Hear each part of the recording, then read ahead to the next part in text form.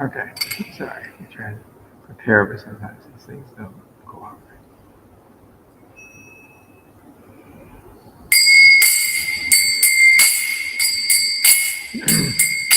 Jaya Radha Madhava Kunja Bihari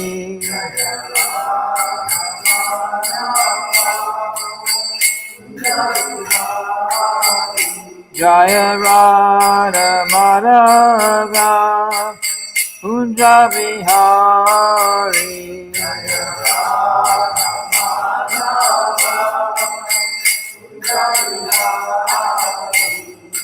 Gopi Chanda Ballabha Girivardhari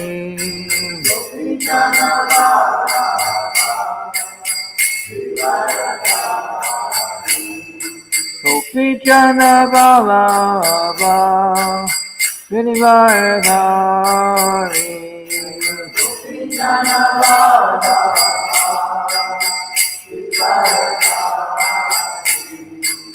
Yashodanandana Prajajana Ranjana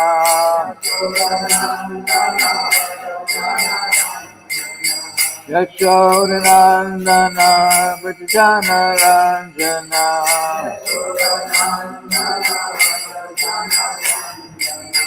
Yamuna Tira Vanachari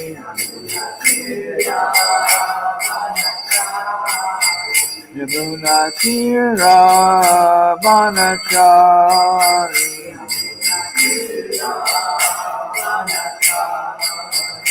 Jaya Radha Madhava Kunja Bihari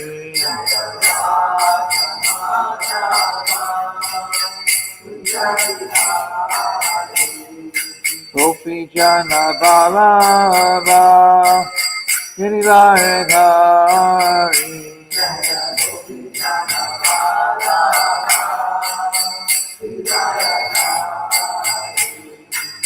Yashodanandana Prajajana Ranjana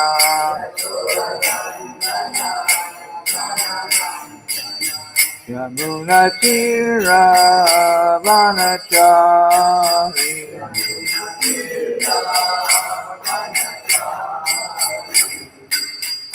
Hare Krishna, Hare Krishna, Krishna Krishna, Hare Hare, Hare Rama, Hare Rama, Rama Rama, Hare Hare.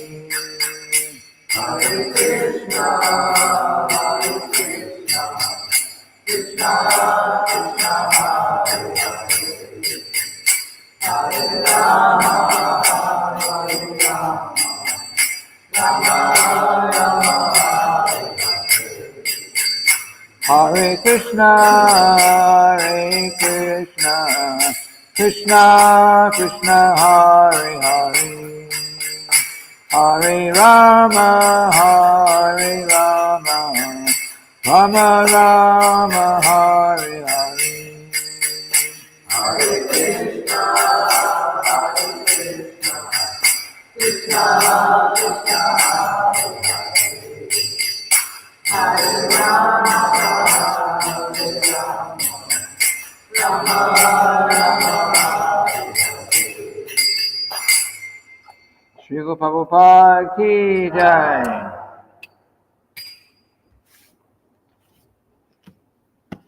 Om Namo Bhagavate Vasudevaya.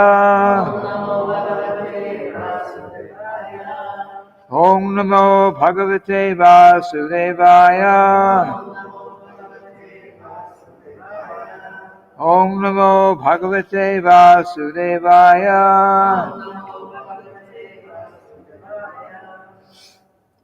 So we're reading today from the Sriimad-bhagavatam, Canto 8, Chapter 2. We'll chant the verse for text 20, but there's about 10 verses before there's a purport. So we'll just chant the verse for 20, then I'll just read the translations, and then we'll, and then text 30, there's a purport, we'll speak something.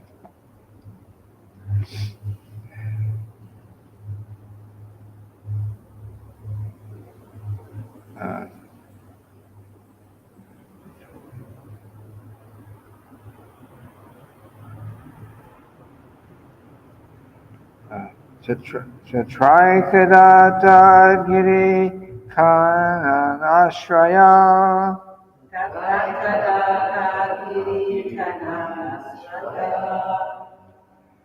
Karenubir varana utapascharan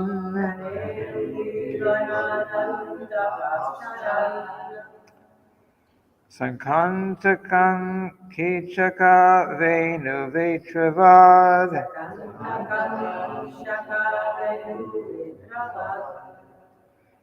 Vishalagumam Prarujan Vanaspatin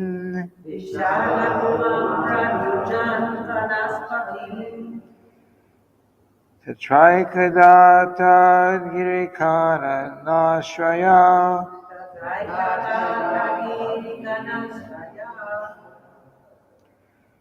Harenuvir Varana Yuta Pascharan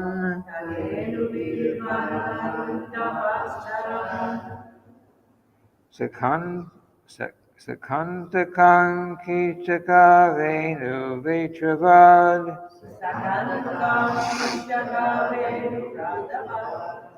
Vishalagumam Prarujan Vanaspatim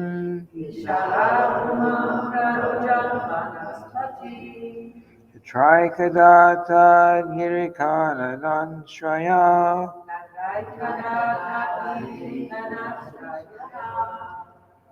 Harenuvir Varana Yuta Pascharan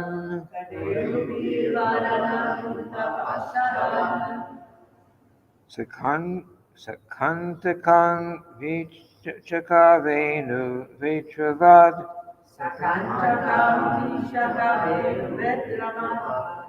Vishalagumam Prarujan Vanaspatin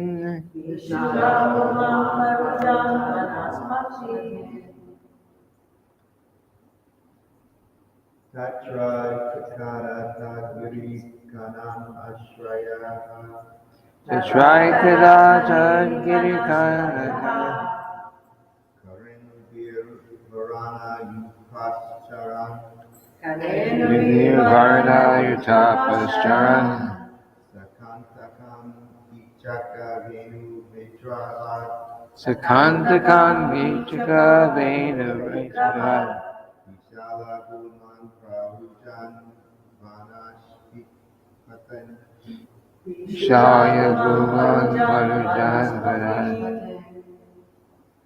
Tatre Kada Tadgiri Ganam Ashrayaha Tatraikadata Girikana Karenuvir Varana Utapascharan Renuvir Varna Utapascharan Sakantakam Kichaka Venu Vetravad Sakantakan Vichaka Venu Vetravad Visala Guman Pararujan Vana Shaya Guman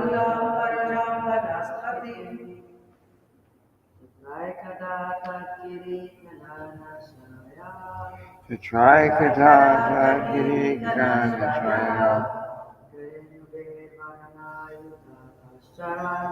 Renuvir Varna Utapascharan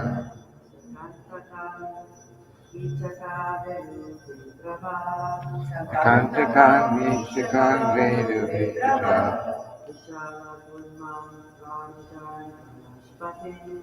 Shaya Guman Pararujan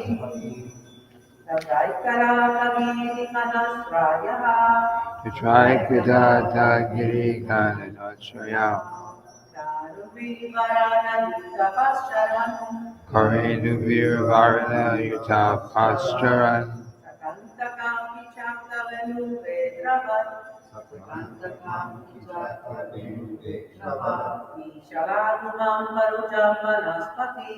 Vishal Gurmapashati Shiva.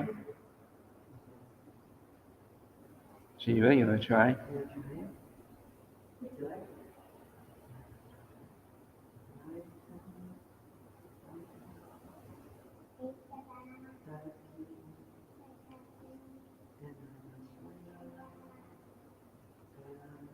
Piercing to the microphone.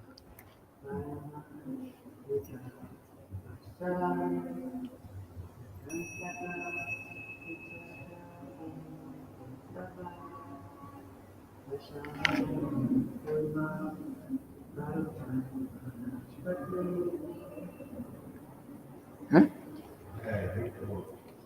37. Okay. Yatra. Therein. Ekada. Once upon a time. Tatgiri. Of that mountain. Trikuta. Kanana. Actually, it's Kanana Ashrayaha. Who lives in the forest. Karenubi. Accompanied by female elephants. Varana Utapa. The leader of the elephants. Charan. While wandering toward the lake. Sakantakam. A place full of thorns. Vichaksha Venu Vetravat. With plants and creepers of different names. Vishala Gumam. Many thickets. Parujan. Breaking. Vanapatin. Trees and plants. Translation.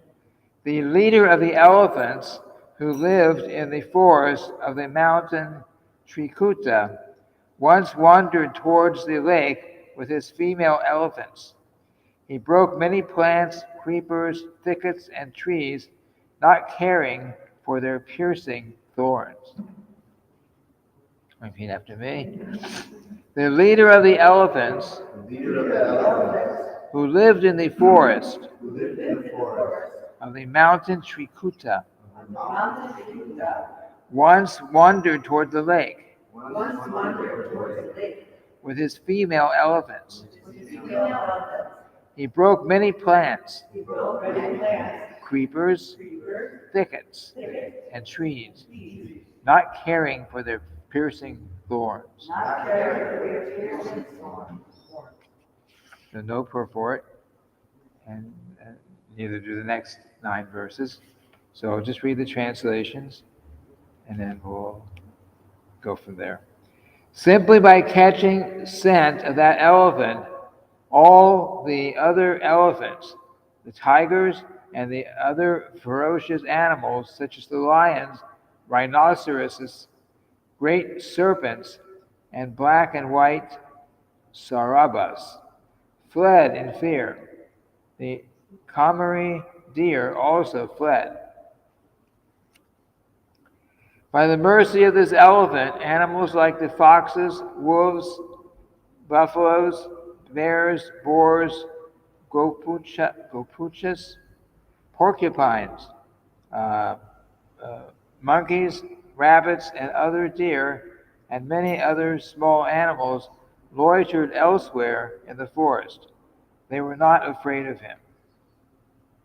Purport. Oh, it's a short purport. All the animals were practically controlled by this elephant, yet although they could move without fear, because of respect, they did not stand before him.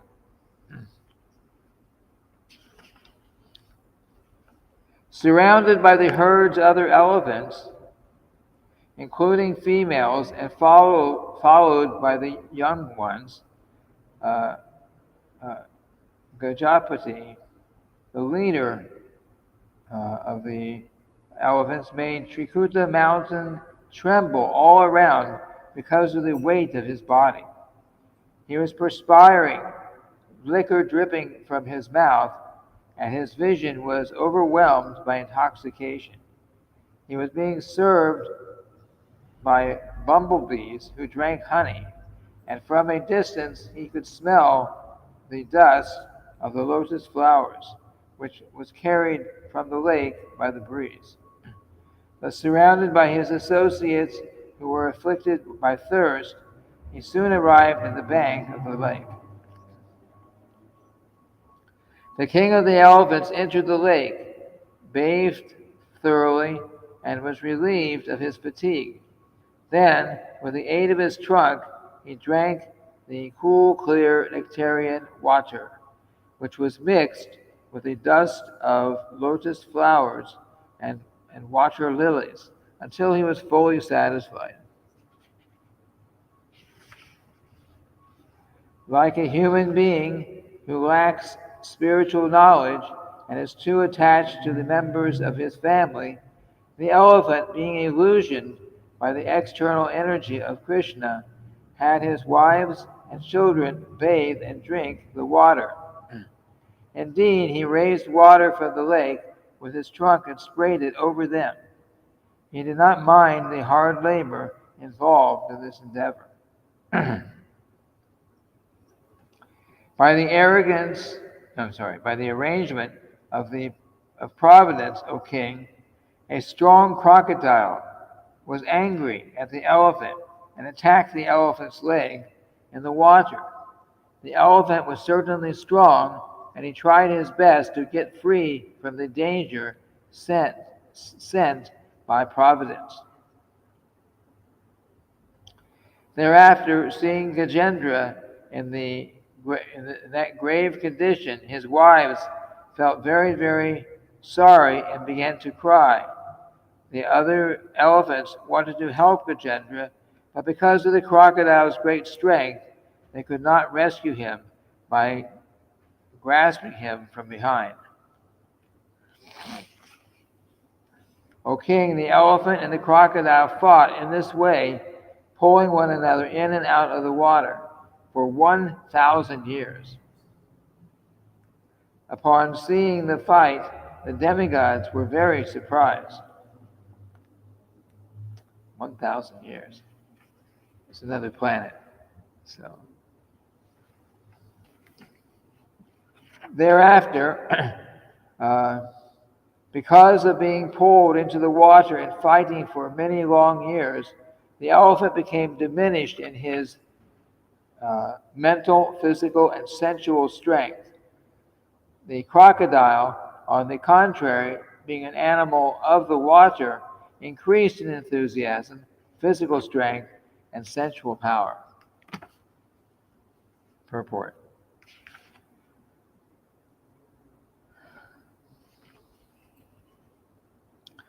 In the fighting between the elephant and the crocodile, the difference was that although the elephant was extremely powerful, he was in a foreign place, in the water.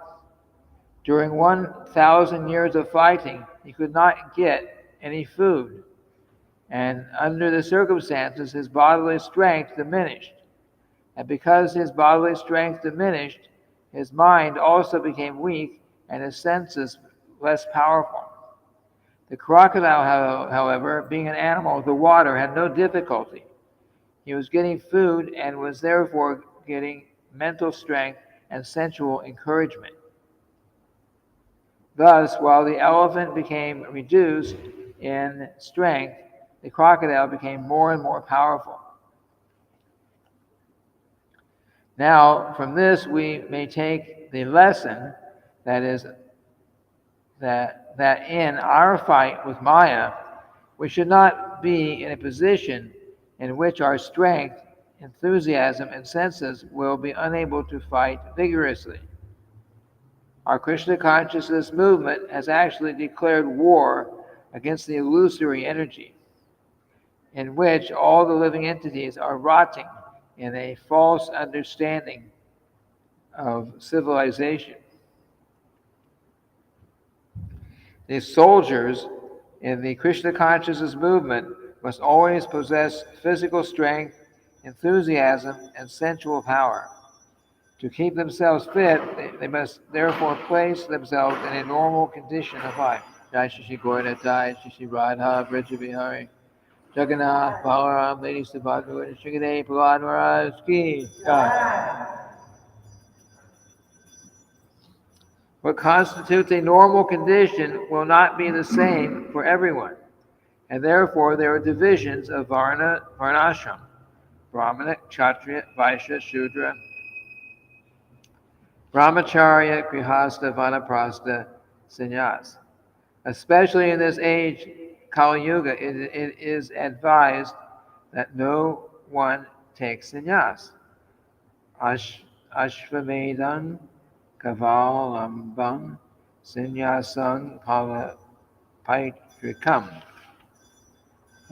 Devarena, Suto, Patim, Kalo, Pancha, Vivarjaye. That's from the Brahma Vaivarta Purana. From this we can understand that in this age, the sannyasa ashram is forbidden because people are not strong. Sri Chaitanya Mahaprabhu showed us an example in taking sannyas at the age of 24 years. But even Sarvabhauma Bhattacharya advised Sri Chaitanya Mahaprabhu to be extremely careful because he had taken sannyas at an early age. For preaching, we give our young boys sannyas, but actually it is being experienced that they are not fit for sannyas. There is no harm, however, if one thinks that he is unfit for sannyas.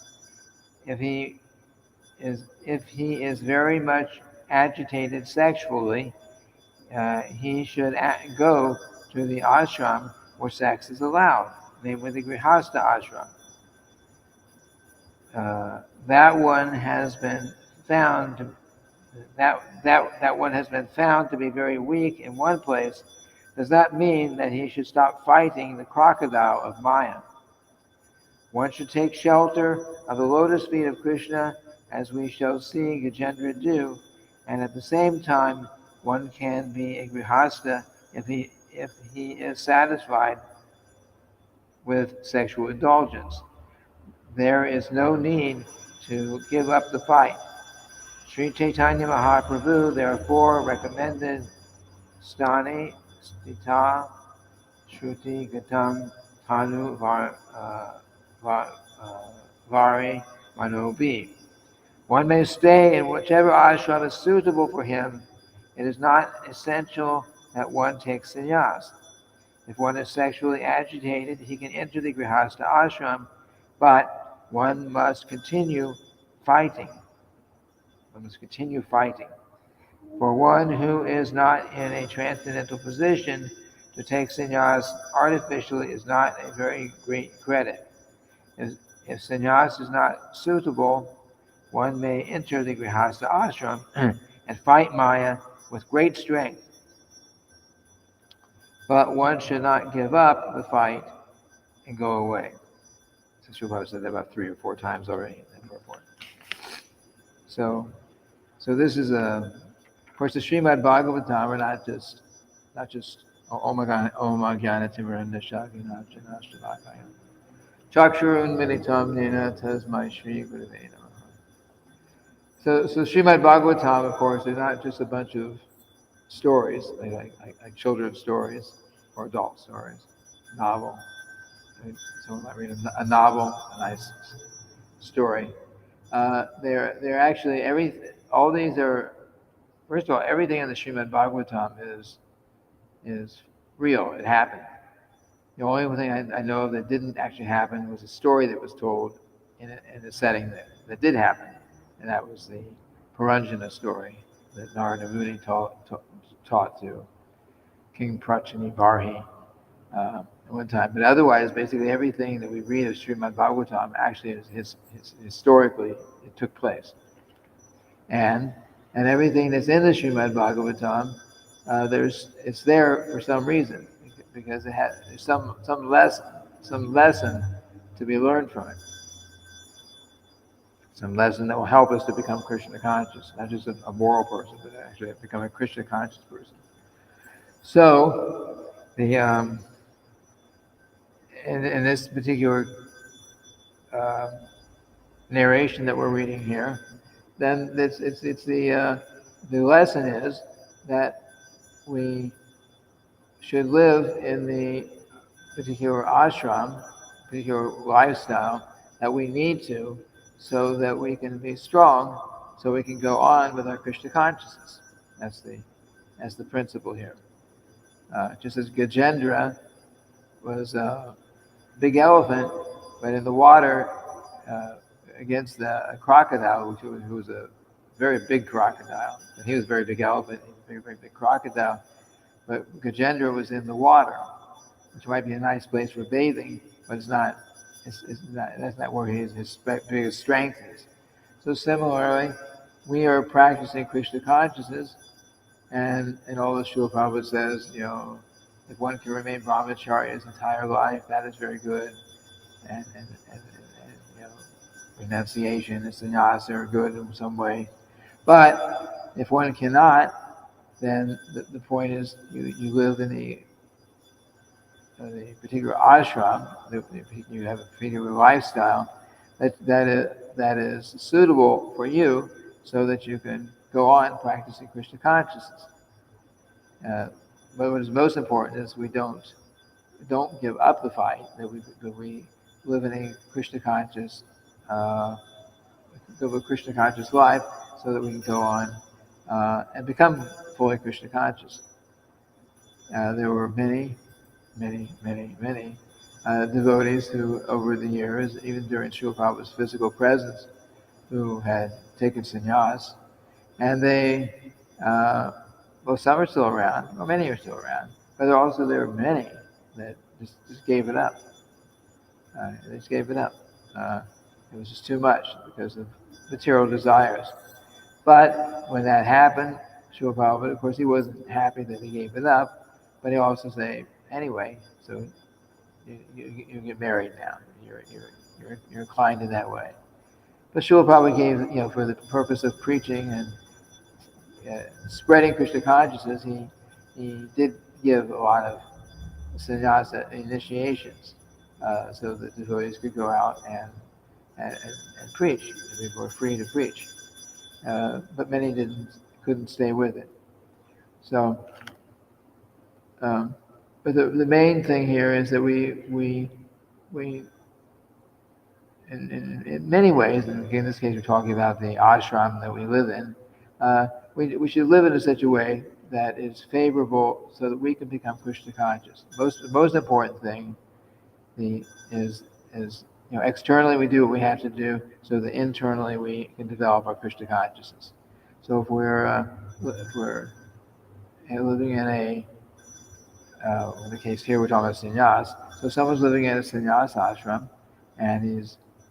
or even a brahmachari ashram, and is thinking all the time about material things, then it's a distraction. So sometimes you have to actually go through and experience those material things and realize that there's nothing there, and it's not there's no real pleasure in that. The pleasure is the Krishna consciousness that comes along with it. If we practice Krishna consciousness, and if we do that, then we can live comfortably, peacefully, and become fully Krishna conscious. And even amongst Lord Chaitanya's associates, most were not sannyasis. I mean, Lord Nityananda himself got married. Or Chaitanya had twice he got married before he ultimately took sannyas. Gadadhar was married, and Sri Advaita, of course, was married, and there were many other associates who were married. And of course, these are all liberated souls, so they didn't have to be married for the purpose we're reading about here. But somehow, in their case, it was part of the pastime, because they were there. They came to assist Lord Chaitanya. So this is part of the. So they could have appeared in any form, because the soul has no gender, and the soul that has no material desires in the pure state. So one may take his birth a liberated soul may appear here in any form, and it doesn't matter. And a non-liberated soul, we take our birth according to our previous lives. Generally, according to the Sriimad-bhagavatam, karmically speaking, those who are men in this lifetime were probably women in the previous lifetime, and and had some material desires for men, and vice versa. Those who are women in this lifetime were probably men previously who had material desires related to women. So switch positions. So, but the soul itself has no particular gender like that, and we were put in different positions so that we somehow or other, so we have to go through these different bodies and live accordingly, and develop our Krishna consciousness in that particular way. So all these things are not so important, man, woman, or whatever our order of life may be. It's not so important. The main thing for everyone is that we become Krishna conscious. And then, of course, we all have some eternal relationship with Krishna. And to some degree, we have some, we become Krishna conscious, even if we just practice sadhana bhakti. We never go beyond really trying to endeavor to find out what is our eternal relationship with Krishna. It'll be given to us.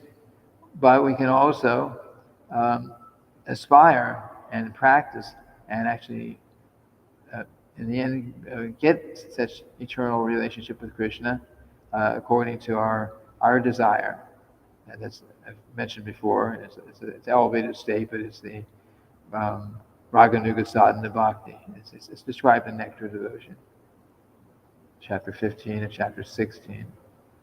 It's described in both places. I think 16 more. So that's there. But our present situation, whether we are male or female, or anyway, the material society is a whole bunch of other categories in between there now. The gay and the lesbian and I was reading it. There's so many categories.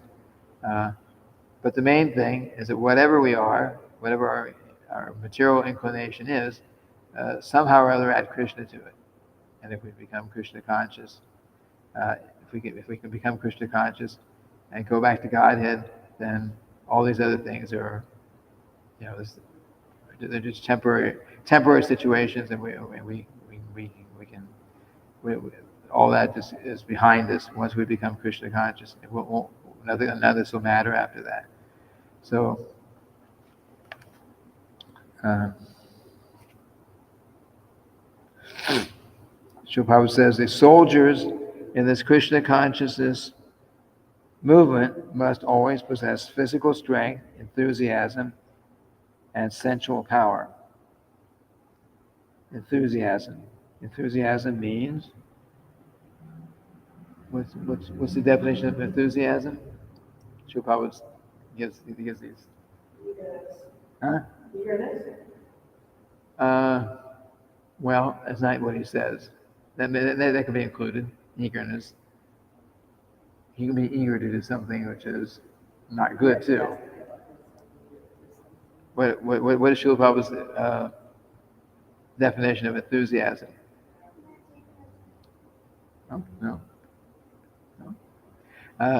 Enthusiasm means to make some endeavor using your intelligence and Krishna consciousness. Because monkeys are very enthusiastic too, jumping from tree to tree and finding a female monkey, or they do so many things. They're very enthusiastic in their sense, but it's all nonsense. So it means to make some endeavor and use your intelligence in Krishna service, in Krishna consciousness, not for some, like the monkey that jumps around a lot, but he's not thinking anything about Krishna. So that's enthusiasm. So we are soldiers, Srila Prabhupada was saying, in this Krishna consciousness movement. We are fighting against Maya. We're taking up the path of Krishna consciousness. We are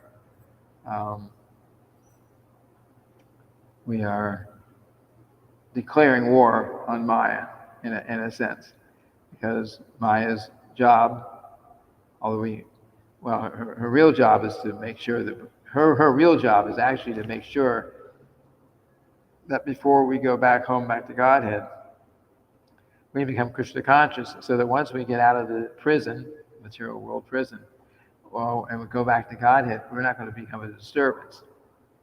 So her job is to give us a lot of problem to help us, actually to help us to become Krishna conscious.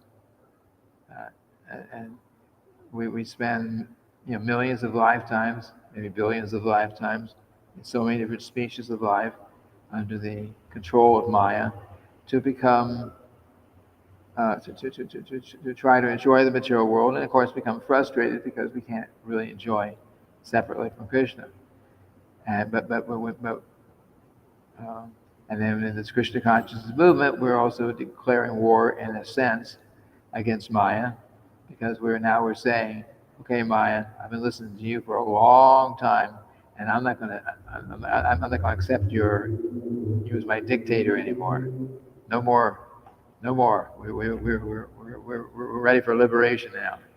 So then we take up the path of Krishna consciousness, and we go about chanting our rounds and following the principles and coming to see the deities and doing so much other kinds of services like that. All that so that we can become Krishna conscious. And of course, Maya will keep testing us, but the test is actually for us to see where we are. I remember when I joined the movement, I was very enthusiastic to become Krishna conscious. It sounded like, wow, this is not so much. I can do this. I was thinking. So I was thinking, maybe if I work really hard and I chant really good and very, very enthusiastic and keep engaged all day long, chant my rounds and follow the principles and service morning till night, maybe in 2 or 3 years I'll become completely pure devotee of Krishna. It seemed like, wow, no problem. But what happens is, like boiling. If you make ghee, you ever make ghee? If you make ghee, you melt down the butter and you cook it, and then for some time the foam, the butter, the milk solids, I guess you'd call it, it starts bubbling up. So ghee is very nice, but before you get to the ghee, pure ghee, you gotta get those solids off. So we practice in Krishna consciousness that by practicing Krishna consciousness, uh, our impurities start bubbling up to the top. We think, wow, where'd that come from?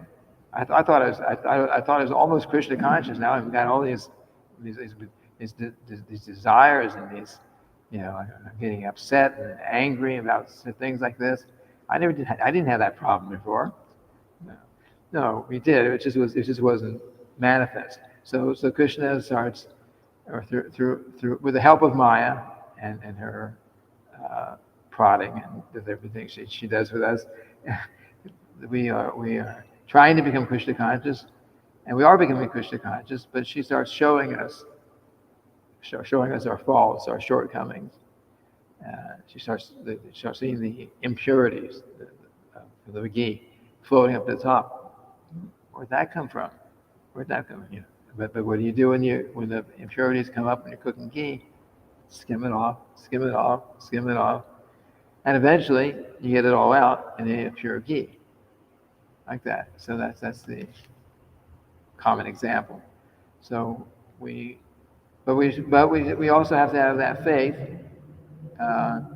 Faith is very important in Krishna consciousness. It says that we have to have faith to get started on the path of Krishna consciousness. And nectar of instruction, there are certain, anyone know how it starts? The activities which are favorable for becoming Krishna conscious. Utsaha nishchaya daryat karma pavartana. The scholars. Enthusiasm, the six things favorable for becoming Krishna conscious. We have to be enthusiastic, we have to be confident, and we have to be patient. And then, of course, we have to also stay in the association of devotees. I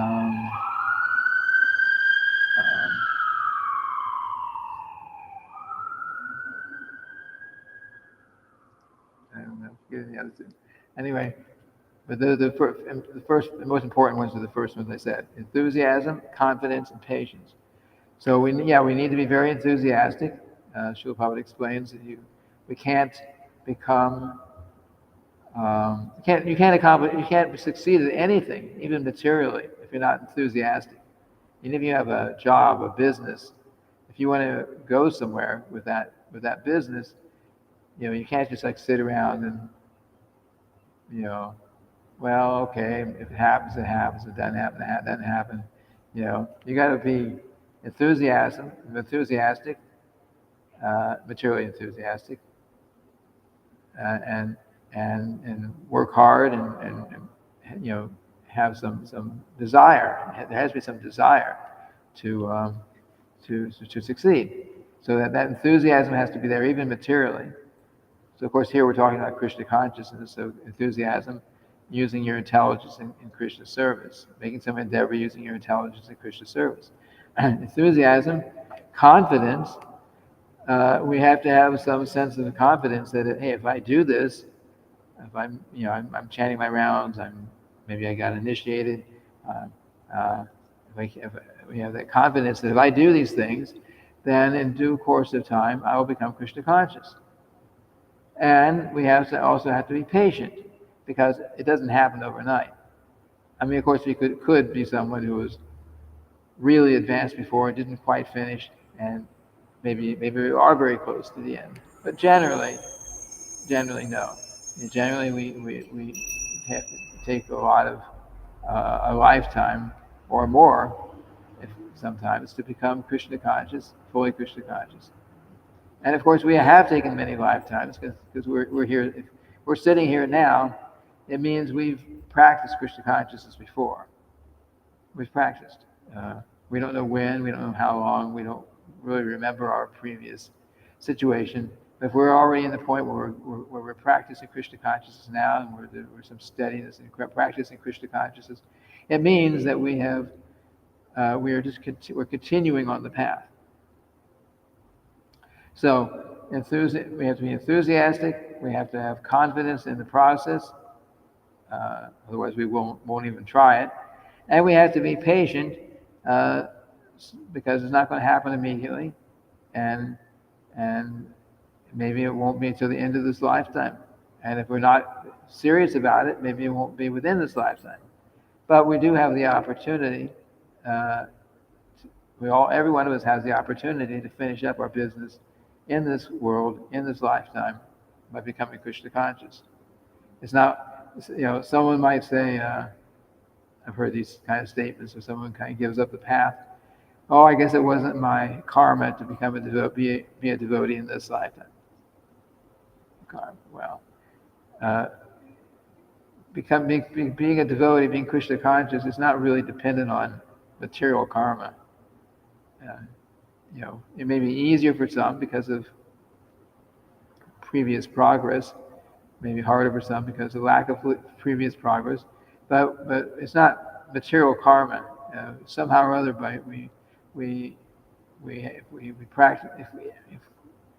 A lot of it just has to do with, well, actually, it has a lot to do with just Krishna's mercy. But we get Krishna's mercy by showing that we want that Krishna's mercy. If someone is externally practicing Krishna consciousness and internally is thinking, I don't really want to become Krishna conscious, but I'm going to put on the show. So it was a show that Krishna knows is a show because he's in the heart, and we can't hide him, can't hide our actual desires and intentions like that. So we can't hide that from him. But if we actually want to become Krishna conscious, if that's really our desire, then He'll give us all help. And if we were actually looking for some excuse why I don't want to become Krishna conscious, and I want to find a way to get out of it, I want to justify me leaving Krishna consciousness, then Krishna will give us that also. But he knows our desires. He knows our desires probably better than we do.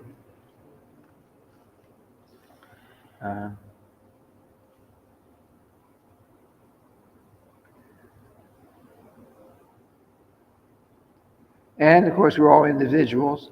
So Srila says that what constitutes a normal condition will not be the same for everyone. So, we're individuals. So, what is a favorable condition of life for practice of Krishna consciousness for any one of us may be different for someone else. So we have to see what is natural and comfortable for each of us, so that we can practice Krishna consciousness in this and try to finish up in this lifetime, because we don't know if we give up the path of Krishna consciousness, we don't really know where we'll be. I know early on in the movement there were devotees who were saying, well, I don't think I'm really going to take it so seriously this lifetime, but I ate prasadam, and I'm getting some benefit there. I've done some devotional service, so therefore my next lifetime I'll take birth in family of devotees, and for sure I'll become Krishna conscious. But that isn't necessarily the case, because there have been many who have taken birth in family of devotees who decided later on that this is not what I want to do, and it's a lot of it has to do with association. And maybe other desires that came with it. So we don't really know. So the best thing is that now, while we're here, we're practicing Krishna consciousness. We know what we're supposed to be doing. We can be in good association. Good association means without the association of others who are practicing Krishna consciousness. So now, while we're in this condition, we should take it very seriously and become, serious, very serious, and determine that one way or another, no matter what else I'm doing in this lifetime, that my main point, my real main goal in life is I want to become fully Krishna conscious and go back home, back to Godhead in this lifetime. And that should be And Srila Prabhupada said, you spent millions and billions of lifetimes following Maya, uh, going up and down the species of life, and so many things we've done that we don't remember, but we understand from the Vedas that we have. So you spend millions and millions of lifetimes like that, and still you're not satisfied. So he says, just give one life, 100% for Krishna. And if you do that, then you'll be satisfied, and you'll go back home, back to Godhead, and you won't have any more problems in the cycle of birth and death. So that is the goal.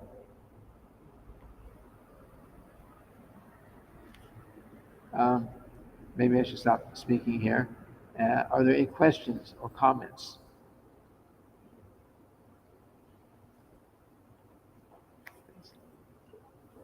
It's pretty famous devotional story, the Gajendra. Do you remember when you first heard it, when the Bhagavatam, the 8th canto came out? Did it come to the temple and you guys read it, or did you notice it? How did that happen?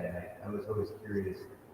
When that Bhagavatam came out, you hadn't heard that story before about Gajendra? Because now it's kind of even if someone doesn't read, they hear that story inevitably about Gajendra.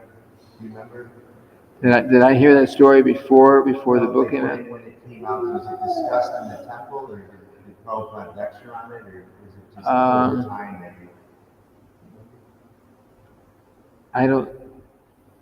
I mean, we were studying the Sriimad-bhagavatam in the classes. Back then, we were having, until recent years, we always had Sriimad-bhagavatam classes every day. So, we went. I heard a good part of the Sriimad-bhagavatam every, because we had class 7 days a week in those days, and I'm sure I heard it through the Sriimad-bhagavatam, like that. Was it the temple president, or who would speak Bhagavatam in those days? Whoever senior, sometimes it was the temple president. Yeah, we had when we were in Miami Beach, which was, we've been here for 30 years, so that was, we were 10 years there. So we were in Miami Beach. Oh, there were definitely, we in Miami Beach we had a big building on Collins Avenue, and in that building we had a department of the English BBT, Spanish BBT, Portuguese BBT. So a lot of scholarly devotees there who were reading and actually helping to produce books, Srila Prabhupada's books. So some of them were speaking regularly. Every once in a while, they would get me out of the kitchen, and I would also give a class. In those days, rarely, but I was always busy in the kitchen cooking for the deities. But every once in a while, they would say, "Get in there." So I'd come in. I'd also speak something. But there were definitely scholarly devotees. Dravida, who was out in, I'm not sure where he is right now, but San Diego or somewhere. So he would give classes. He was, he did a lot of editing of Srila Prabhupada's books, like that. He was with the BBT then, and I guess probably still now. He does these things. And Gopi Puranadana, who was a Sanskrit scholar, and he also took part in the continued writing of the translating, I guess, of the Sriimad-bhagavatam after Srila Prabhupada. He helped with that, and did a lot of other translations. He did, but so these devotees were all there, and they were knowledgeable, and so they would give classes like that. Anyone else? Yeah, I have a question. The microphone, please. Yes, for whoever's. We only have a few of us here, but when I check, sometimes there are up to maybe 40 or 50 others who are outside who hear this either now or shortly after. So that's why we use the microphone. So my question is this: they talk here in the first part about sensual power. Mm-hmm. Even the devotees that talk about absolutely sensual power. What can become sensual power? Sensual power. It's different. Sensual power. Sensual is. Well, senses. So, Srila doesn't go into it so much, but let's see, enthusiasm and sensual power. We talk about the crocodile having to build with sensual strength. Physical strength, enthusiasm. That's in the translation. Mm-hmm. And then in the fourth part, it says that soldiers, so this time, Christian soldiers also.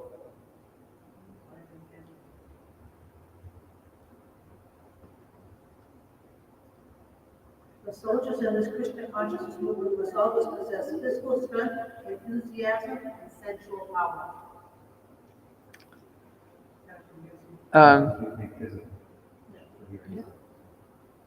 Yeah, we have, sensual power could be able to, ability, the power, the strength to see, to hear, to taste, to, we need our material senses in order to interact with the material world in any way.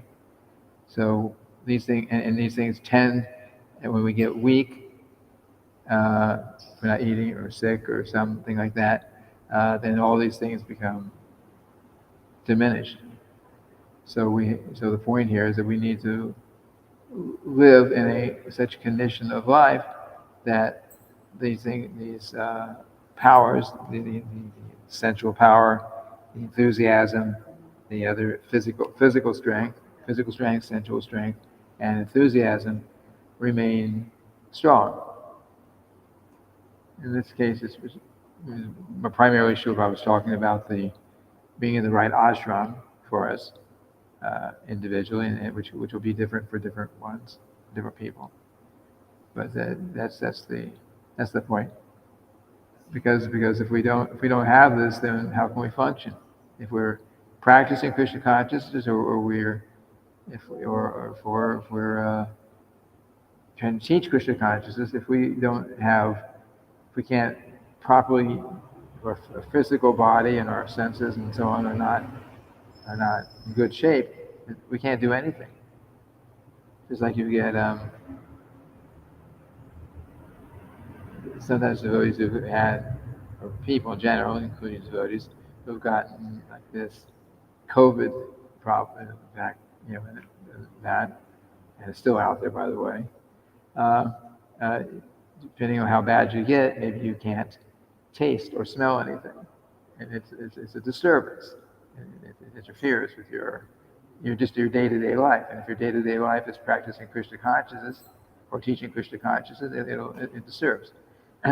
So in different ways, we need to try to keep our body and our mind and our senses in good shape, so that we can practice Krishna consciousness and we can give Krishna consciousness to others, which of course is a part of the practice. Part of the practice is giving it to others, because we are the soldiers out on the front lines, so to speak. Shubha would say we may not have joined the army or the navy, but we are in Krishna's army, and our responsibility is how to give Krishna consciousness to others. Sometimes it's through the Harinam or books, or if people come here, that how they can get them to actually take up the path of Krishna consciousness in various ways. So this is all part of the special operations of the Krishna consciousness army. Yeah, this is the army. I never was in the armed forces, somehow or other, but I think I got out of it because I was in Krishna's army at the time. Now you're a captain. Whatever. So somehow or other, but we're practicing Krishna consciousness and we want to give it to others, and we have to try to, because if we become weak, physically weak, or are mentally distracted because we're thinking, we're living, someone might think, like Shubha says, if you be a brahmachari, you practice being a brahmachari, and if you can remain like that your entire life, that is very good. So someone might think, I'm going to do that no matter what. But maybe it's 99% of the time his mind is on other things that are not in the brahmacharya ashram, right? And so he's trying to be externally, he's trying to be the super austere brahmachari, in his mind, he's completely somewhere else. So his senses are sensual. His enthusiasm, everything that we're reading right here, gets reduced because he's not in the right place. Whereas if he's in the right place, then all these enthusiasm and so on can become strong if he's practicing Krishna consciousness in the right atmosphere. Things like that. But Srila Prabhupada didn't make any distinction. Srila Bhaktisiddhanta, most of his disciples were brahmacharis and sannyasis. That was then. But Srila Prabhupada made his point. Most of my disciples are or will become grihastas. So that's but he said that was not a problem. There was no he never criticized. He only criticized when someone became um, uh, was not in that ashram, and then there was some illicit sex and those kind of things. That was very bad. He would become very upset when somebody engaged in illicit activities. But he had no problem at all if his whether his disciples were men or women or grihastas or whatever order of life. The main thing was practicing Krishna consciousness and staying with the path of Krishna consciousness. So whenever even a sannyasi would fall down, and Srila Prabhupada says, it's okay, don't worry about it. I mean, it's a big thing if sannyasi falls down. But Srila Prabhupada says, it's okay, don't worry about it. Don't leave us. Don't give up Krishna consciousness. You practice, you can get married. You just live in Krishna consciousness that way. It's not normal. It's not, I won't say it's ideal, but Srila Prabhupada emphasis was you somehow you stay in Krishna consciousness. That's what really counts. If someone says, "Oh, I'm a sannyasi. I was a sannyasi. I fell down. I just I go out in the material world and I have no chance." No, Srila Prabhupada would say, "No. Whatever you do, if you have trouble like that, then you get married and you live in that way in Krishna consciousness." He didn't say live as a grihameti. Grihameti means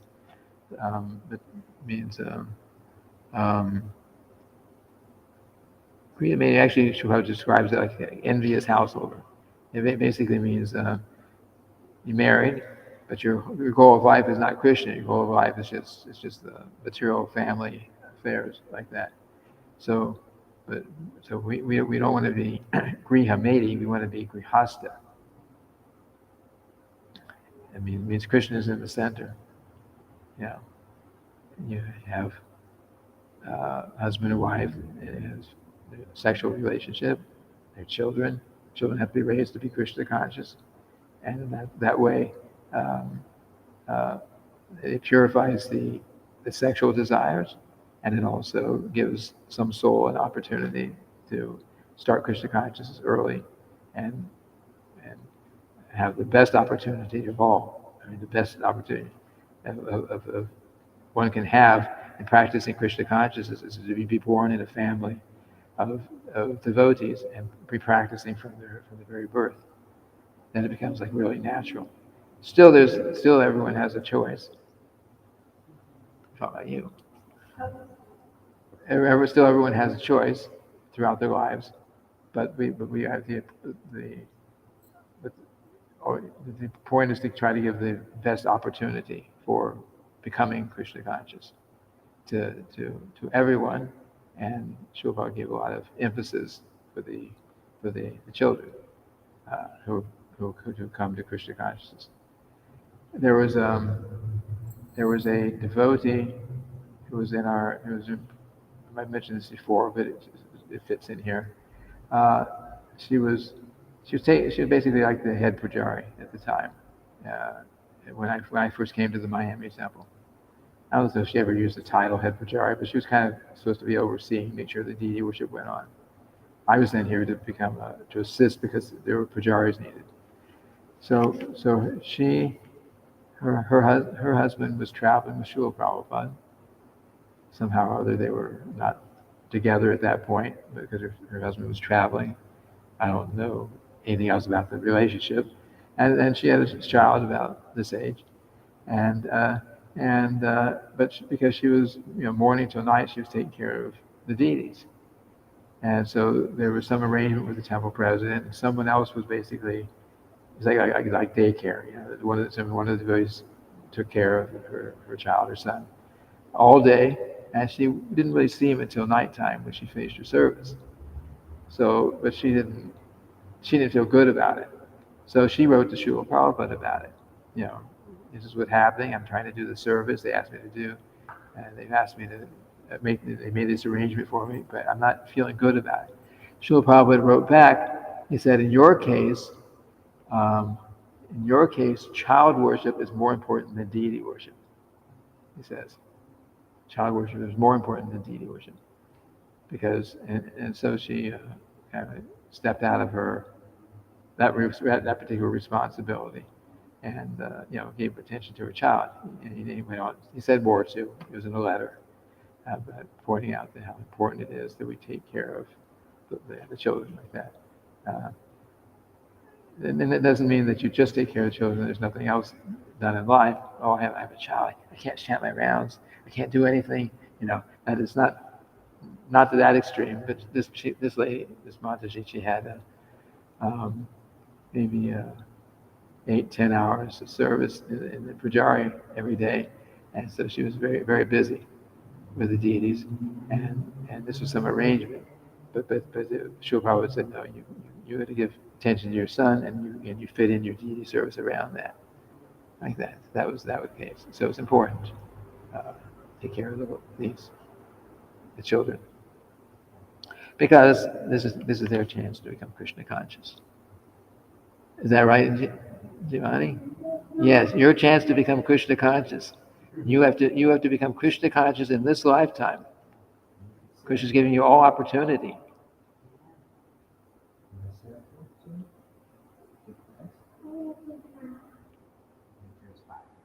When he turns 5.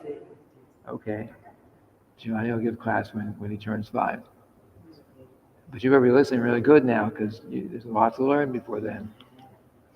Okay. So, any other comments? Questions? Yeah, into the mic. In early 1977, Srila Prabhupada banned or stopped giving sannyas. Was he just not wanting to give sannyas himself, or was he saying in the future no sannyas? I wasn't aware that he had stopped giving sannyas. Yeah, it was January, February of 77. Pretty out. In 1977, that was Srila Prabhupada's last year with us. Well, there were an awful lot of devotees or sannyasis that were falling down. He might have put a hold on it for a while, but I've never known of his making any rule that, okay, from now on in ISKCON nobody can take sannyas, and that would have been somehow put in the ISKCON laws or something like that. So maybe he was just frustrated. He also got frustrated doing weddings for the those who wanted to get married because so many ended up in divorce and separations and like that. So then, but he adjusted that. He didn't say don't get married. He said from now on, first you get married, you're legally married, and then after a year you come and then you do the fire sacrifice because there was too many that before the year was over were already, okay, I need a different wife or I need a different husband. I don't think I like this person, But Srila saw it was just nonsense. And you do a fire sacrifice, it's like, Krishna, we're promising this is going to go on for the rest of our lives. And then a few months later, Srila Prabhupada, I don't like my wife. I don't like my husband, And Srila Prabhupada was getting disgusted with it. So he made that change at that time. Um, but he never said stop that. He never said, I never said, at least as far as ISKCON in the future, no one takes sannyas. Um, Nobody knew about sannyas until Srila Prabhupada started introduced it in ISKCON. So that was probably just something he put at least a temporary hold on it. I would understand like that, because it was not being taken seriously. And ultimately it's not that we, sannyasi. Someone might be a sannyasi, uh, and they may give it up, but if someone who's actually really serious, that it's not that you're forced to give up sannyas. You just have to take it seriously. but we're not necessarily strong enough. Someone might be in a sannyas ashram, and many of the early sannyasis took sannyas when they were like 20 years old, 21 years old, and that's like the when the senses are most active, right? So you're in that age, you got to be really, really, really serious in practicing Krishna consciousness. Otherwise, Maya starts seeping in,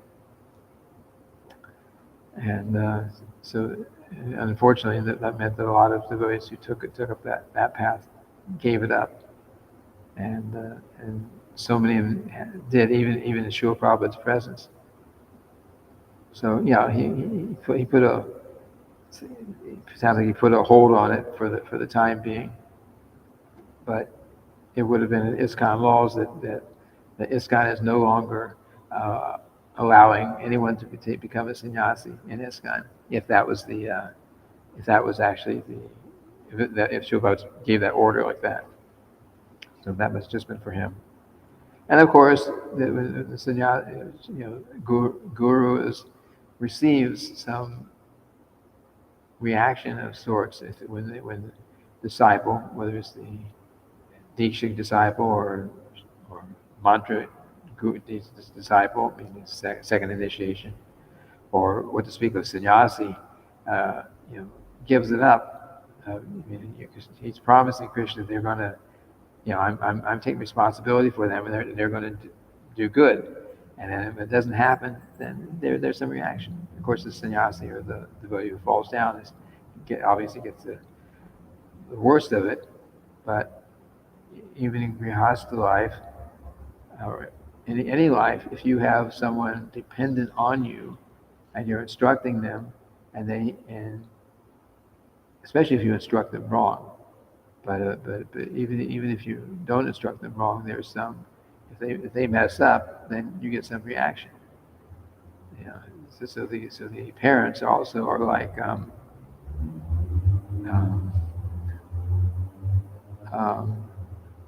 parents are like shiksha gurus too for the children, right? And and there's so the child messes up. Maybe not when they're this little. I don't think it counts. But when they get older, and if they mess up, especially if they were not taught properly, then some reaction goes to the parents. It's like that. Say just as a king, or we don't have kings so much now these days. We have kings, we have presidents, we have governors, we have mayors, and they all have dependents in their who are people who they're supposed to be directing. And if they misdirect someone, if they encourage things like animal slaughter and intoxication and different material things in the society, and they're encouraging these things, or they're not at least making an honest endeavor to stop these things, and people engage in sinful activities, who are their dependents in a sense, then they're getting reaction. It's a heavy position. If they are the Srila Prabhupada explains that the government leaders are the government takes taxes. We pay so many taxes, and a lot of the taxes go to the city or to the country like that. Different kinds of taxes go to different places to keep the world going. So the governor, the king, the president, they're being paid by our taxes, right? And so they're receiving the taxes, but the other side of it is they have to do their job. And part of their job, really their job, is to help people become God conscious, and all the rest of the management and the material world is, all the rest of that is um, is trying to organize society, ideally to organize society so that people can become God conscious. But if they're maybe they don't even believe in God, or they don't want to propagate those kind of things. So and people become sinful, whatever a great man does, common men follow. So my governor is, look at this, look at his life, look at his whatever material sinful activity he's doing. Okay, but he is my leader, so I'm following him. So they go wrong because they follow the wrong person, and he's going wrong because he's not directing them as he should be directing them, being in that position. He's receiving taxes, and he's not giving what he's supposed to be giving in the true sense. So anyway, I have to stop here. We're going on talking too much. It's really late. Thank you very much for staying. My long talk. Hare Krishna.